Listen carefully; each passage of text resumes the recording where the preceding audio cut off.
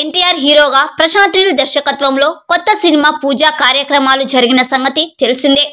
NTR Prashanth Neel cinema opening ఫోటోలు కూడా viral అయ్యాయి. ఈ సినిమా ప్రశాంత్ నీల్ స్టైల్లో ఫుల్ మాస్ గా ఉండబోతుందని తెలిసిందే. ఈ సినిమాకు డ్రాగన్ అనే టైటిల్ అనుకుంటున్నట్టు టాలీవుడ్ సమాచారం. తాజాగా ఈ సినిమా గురించి మరో వార్త వినిపిస్తుంది.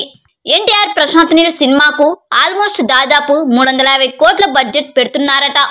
ఈ విషయం తెలిసి టాలీవుడ్ షాక్ అవుతుంది.